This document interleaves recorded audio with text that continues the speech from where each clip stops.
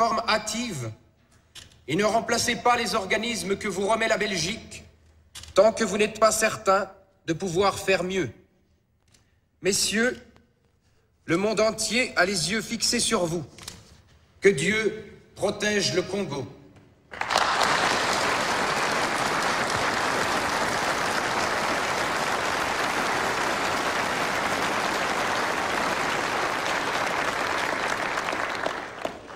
Excellences, mes chers compatriotes, au moment solennel où la République du Congo se présente au monde et à l'histoire, pleinement indépendante et souveraine, Patrice, c'est trop dangereux.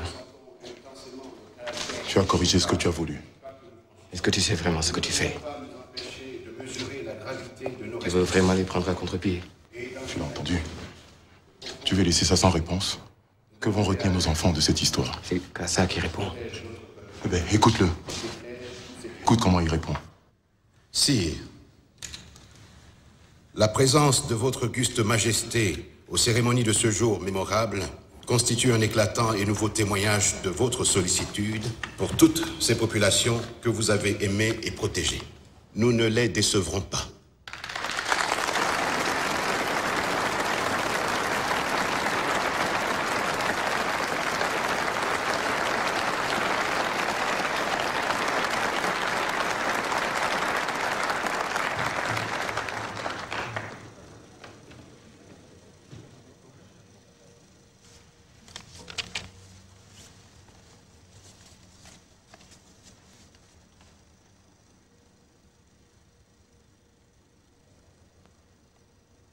Congolais, Congolaises, combattants de l'indépendance aujourd'hui victorieux. L'indépendance du Congo, si elle est proclamée aujourd'hui dans l'entente avec la Belgique, pays ami, avec qui nous traitons d'égal à égal, nul Congolais digne de ce nom ne pourra jamais oublier que c'est par la lutte qu'elle a été conquise. Une lutte dans laquelle nous n'avons ménagé ni nos forces, ni nos privations, ni nos souffrances, ni notre sang. Nous avons connu le travail harassant, exigé en échange de salaires de misère. Nous avons connu les ironies, les insultes, les coups que nous devions subir matin, midi et soir parce que nous étions des nègres. Qui oubliera les fusillades où périrent tant de nos frères, les cachots où furent brutalement jetés ceux qui avaient échappé aux balles des soldats dont les colonialistes avaient fait l'outil de leur domination. Tout cela, mes frères, nous en avons profondément souffert et nos blessures sont trop fraîches et trop douloureuses encore pour que nous puissions les chasser de notre mémoire. Tout cela, mes frères, nous vous le disons tout haut, tout cela est désormais fini. La République du Congo a été proclamée. Et notre pays est maintenant entre les mains de ses propres enfants. Nous allons établir ensemble la justice sociale et assurer que les terres de notre patrie profitent véritablement à ses enfants. Voilà, sire, Excellences, Mesdames, Messieurs, mes chers compatriotes, mes frères de lutte, mes frères de race, voilà ce que j'ai voulu vous dire. Vive l'indépendance de l'unité africaine. Vive le Congo indépendant et souverain.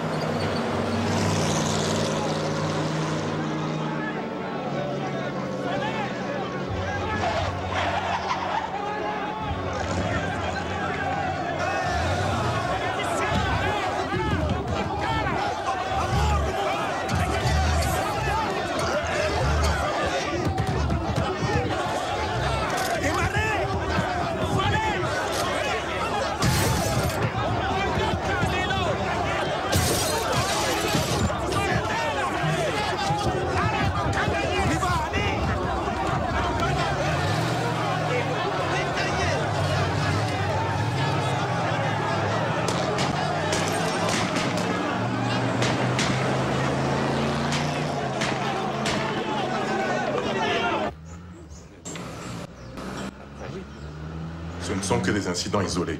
Il ne faut pas dramatiser. Le camp Hardy vient aussi de se révolter. Ils prennent leurs officiers en otage. C'est vous qu'ils cherchent. Ils disent qu'ils veulent vous tuer. C'est incroyable. Mais qu'est-ce qu'il fout, Janssen? Taisez-vous. Asseyez-vous, examinons la situation calmement. Monsieur le ministre Mpolo. Merci. Il y a 25 000 hommes dans la force publique. Ils ont des émetteurs branchés sur la même longueur d'onde. Ils savent même avant leurs officiers ce qui se passe d'un camp à l'autre à travers tout le Congo. Mais ils sont fous, Balinguinine. Qu'est-ce qu'ils veulent? Monter en grade, voilà ce qu'ils veulent. Je le sais, j'en ai fait partie. Si je peux me le permettre, monsieur le Premier ministre, c'est vrai que les hommes sont fatigués. Ça fait plus de 5 mois qu'ils sont sur les dents. Les émeutes, les festivités... C'est leur général flamand, c'est Janssen qui les excite contre nous, alors qu'il est contre l'africanisation des officiers depuis toujours. Il faut le fusiller? Il faut le remplacer. C'est plus simple. Je propose le sénateur Lundula. Et toi, Mpolo, je propose de te nommer colonel. En vote. Je ne voterai jamais pour un homme qui veut fusiller tout le monde. Qui n'est même pas un militaire. Monsieur le Premier ministre, j'ai passé 7 ans dans la force publique. Sans nier les qualités de mon collègue Maurice Polo, je me crois beaucoup plus qualifié pour prendre en main... Je pense que c'est une excellente proposition. Il est important que le nouveau commandant sorte des rangs. C'est un bon choix. Qu'est-ce que c'est?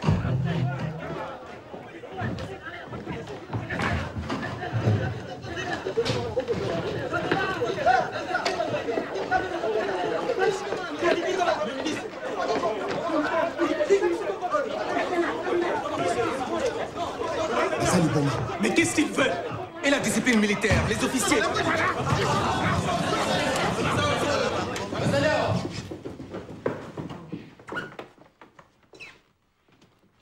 Excellence, on ne veut pas faire du mal.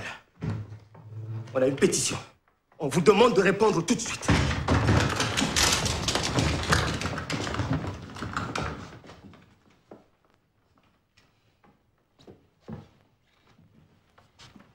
Donnez-moi votre pétition. Je la lirai et je vous en tiendrai compte. Non, Excellence. Vous répondez tout de suite. Désireux d'accomplir notre tâche militaire dans la discipline, nous dénonçons le général Émile Janssens, qui est en train de déshonorer l'armée congolaise. Nous voulons un régime de justice et d'égalité. Ce régime est inconcevable tant qu'il existera des officiers dans l'armée congolaise. Des officiers? Vous voulez dire des officiers blancs? Oui,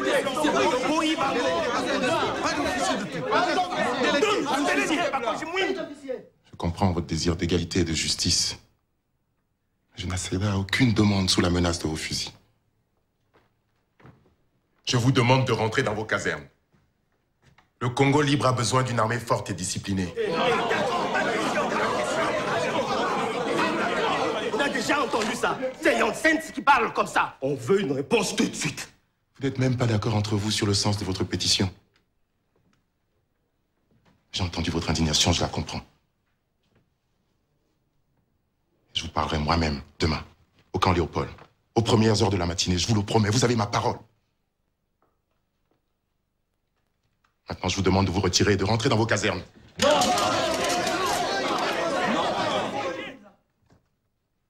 Et leur tirer.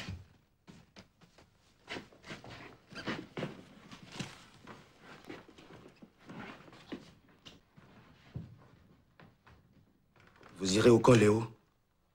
Je vous le promets.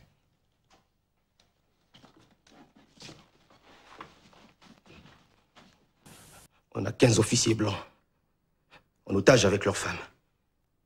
Si vous ne venez pas, on les tue.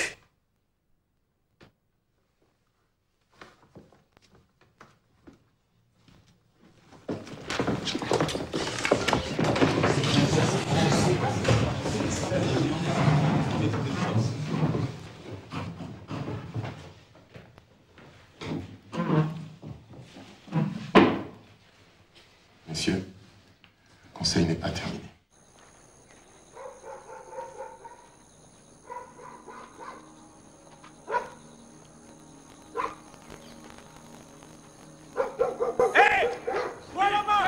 Attends!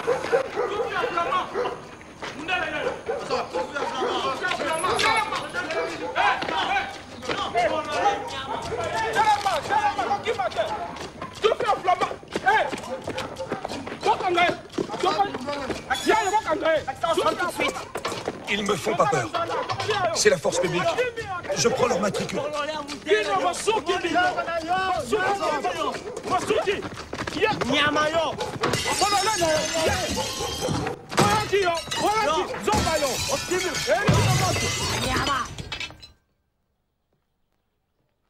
Moi que rien. Sac à merde. Vous êtes la honte de votre régiment. Mais vous n'êtes pas les seuls. Il y a eu d'autres zigotos comme vous un peu partout en province. À Madimba, ils ont même violé une blanche. Fusillés!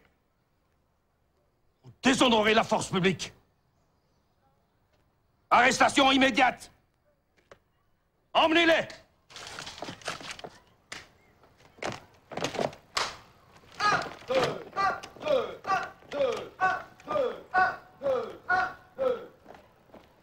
Je veux que les choses soient claires. L'indépendance, c'est bon pour les civils. Pour les militaires, il n'y a que la discipline. La discipline. Avant le 30 juin, vous aviez des officiers blancs. Après le 30 juin, vous avez encore des officiers blancs. Peut-être que les politiciens vous ont raconté autre chose. Ils vous ont menti. Moi, je vous ai toujours dit la vérité. Et si vous ne l'entendez pas, je vais vous l'écrire. Après l'indépendance égale avant l'indépendance.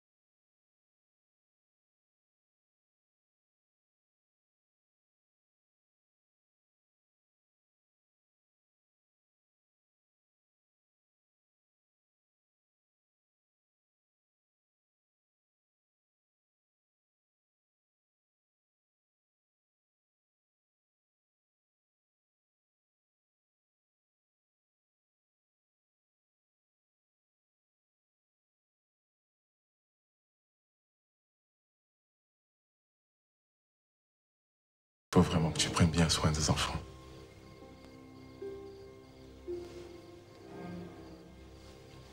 S'il m'arrivait quelque chose.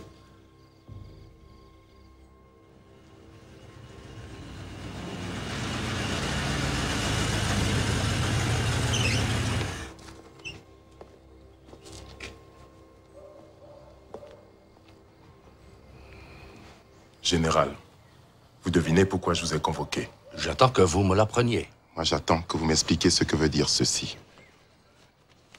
Ce télégramme que j'ai reçu hier soir. Il me semble que c'est parfaitement clair. Excellence! Pardon? On dit excellence. Je désire savoir ce que vous voulez dire par... Comme je n'ai pas l'habitude de me contredire ni de me répéter, je vous prie respectueusement de considérer ceci comme un dernier et solennel avertissement. Dites-moi, pensez-vous qu'en Belgique, un général s'adresserait ainsi à ses supérieurs? Pardonnez-moi, Excellence. En Belgique, l'ordre règne. Ici, nous allons vers la catastrophe. Les désordres ne cessent de s'étendre. Ils s'étendent parce que vous ne tenez plus vos hommes qui en ont assez de vos méthodes. La force publique doit changer comme tout le reste. J'attends votre démission. Monsieur Lumumba, Excellence. Je vous ai dit tout ce que j'avais à vous dire. Général.